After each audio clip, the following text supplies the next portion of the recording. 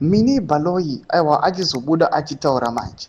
Aiwa vanhu vazonyatsa kuziva kuti chokwadi chiripo kuti matensions aiwa akazara aripo pakati aiwa pana mnangagwa aiwa vakomana ve2030 ava naVP Constantino Chiwenga. Sanapinda mashoko nemapictures autendera pasocial media ationawo kuti aiwa miniyotabo Chiwenga panguva inoyi obudawo pasocial media achitoudzawo vana mnangagwa kuti aiwa musatambira mudhuze, aiwa ndoti wasubscribe like on the bell icon.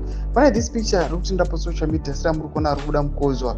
Aiwa pana pataona kuti vanouya vachiposta this picture rinopostewa namini baloyi ramuri kuona pahandle yefacebook yamuri kuona.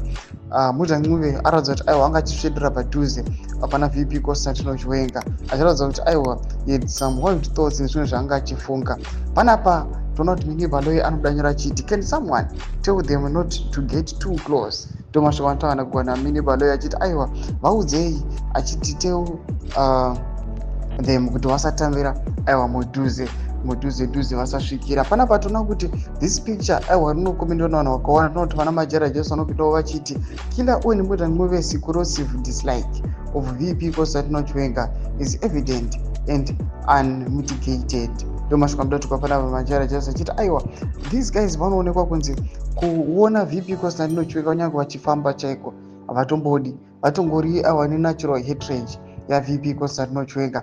But zvisinei vanhu vanongoda general. Mashoko ari kuda panapa pasocial media tinoti aiwa even mukadzi waVP Constantino Chiwenga andoyatoti aiwa vaudzei vasasvedera mudhuze. We do not know kuti aiwa VP Constantino Chiwenga aiwa pamwe chete nemukadzi wavo what are they relying on. Noda kuti vana mnangagwa aiwa vanouya vachiaccuswa namajarajesu vachinzi aiwa ndo the guys vakakonzeresa kutsakatikwa kwemajenerali aivanouya kuna VP Constantino Chiwenga. Panguva inoyi vachionekwa kunzi aiwa general ndo vega vasara pamwe chete naNACHAMISA.